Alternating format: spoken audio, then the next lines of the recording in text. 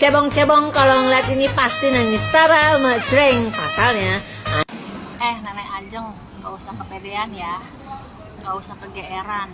Justru kecebongers itu seneng kalau Pak Anies dan AHY bersatu ya. Justru kita lega, kecebongers itu lega karena mereka berdua itu bersatu. Karena apa? Karena kita tahu dengan begitu mereka berdua nih, AHY dan Pak Anies, tidak bakal bersatu dengan Bapak Ganjar, Bapak Andika, Bapak Prabowo. Oke, jadi kalau Anies dan AHY bersatu, alhamdulillah ya, kita mau bikin tumpengan malah ya. Jadi udah gak mungkin kita pilih mereka juga ya. Jadi udah big no. Oke, jangan kepede. Kunjungi jalan rusak Lampung, Jokowi menampar muka sendiri. Pusat Maka aku yang menampar mukamu dan menampar muka junjunganmu, yang menjabat berpuluh tahun tapi tidak melakukan apa-apa. Kau tahu itu Lampung sudah sejak junjunganmu yang memimpin itu rusak. Jadi tidak ada urusannya menampar muka Pak Jokowi. Biar kau tahu. Ajeng Kute 16. Ada nggak kaca di tempat kau keluar-keluar ini supaya kau berkaca, junjunganmu juga berkaca.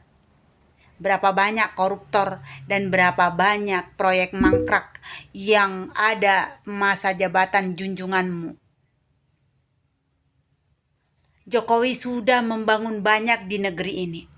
Tapi ketika Lampung dikritik oleh warga, tapi beliau masih respon dengan cepat. Junjunganmu bisa seperti itu, Ajeng? No, pasti tidak bisa. Biar kau tahu, memang Jokowi membuka semuanya.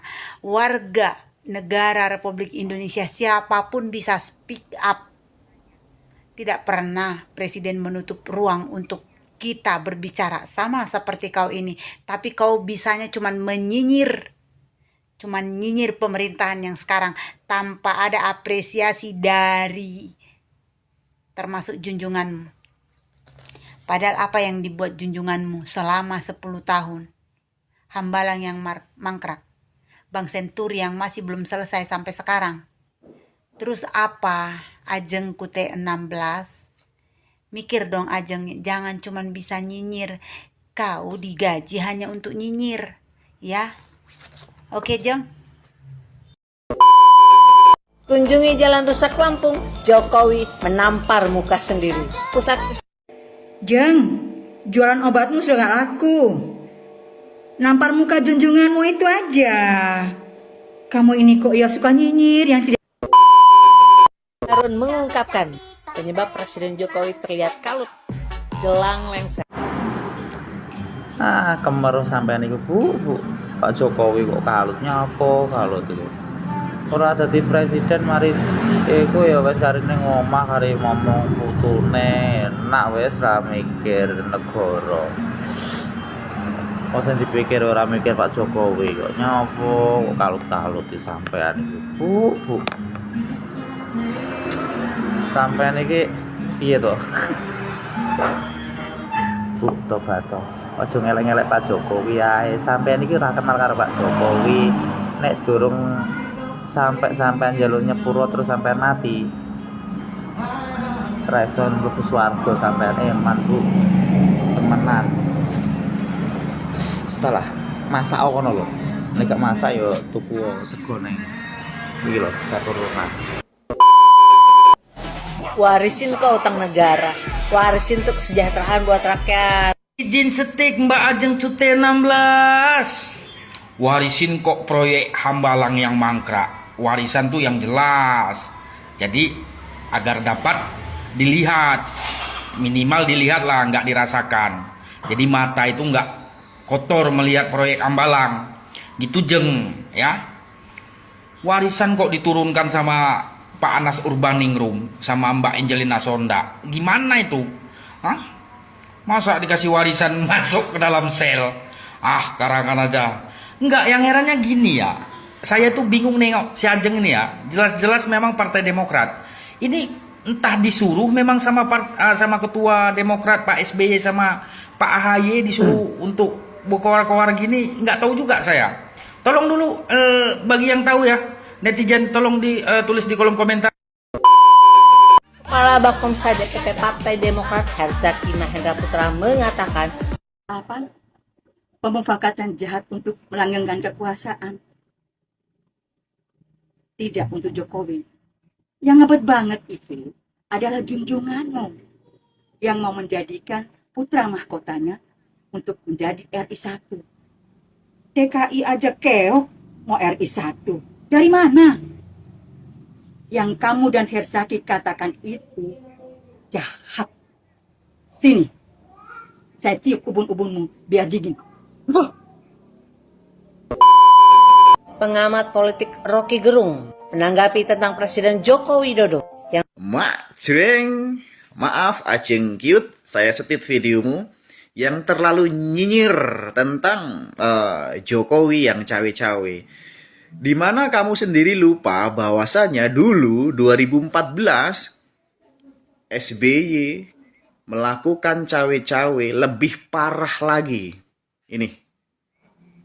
Sampai dia mengajukan syarat hanya untuk cawe-cawe mendukung Prabowo Hatta di 2014. Hanya ingin apa? Hanya ingin menutupi supaya proyek mangkraknya itu diteruskan. Ajeng, jangan lupa, di sini sekarang Demokrat berdiri bersama Koalisi Perubahan.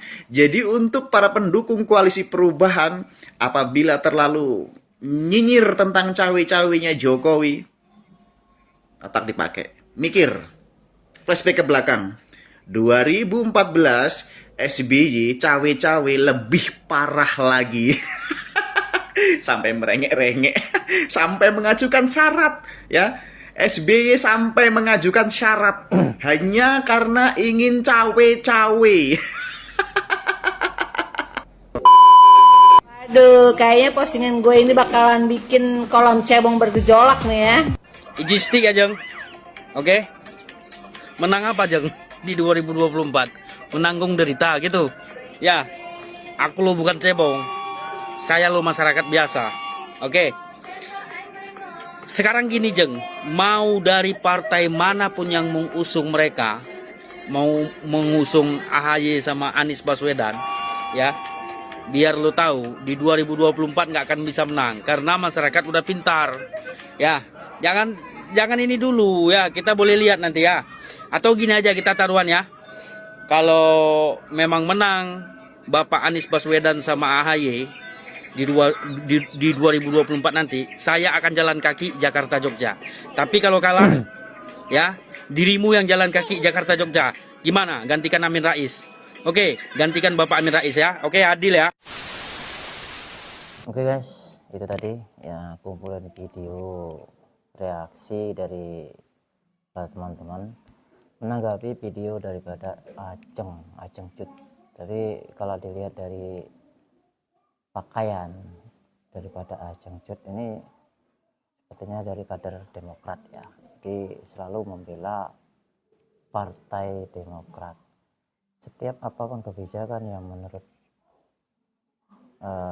Partai Demokrat itu gak sesuai, maka dengan cepat muncul video daripada Ajeng Cut.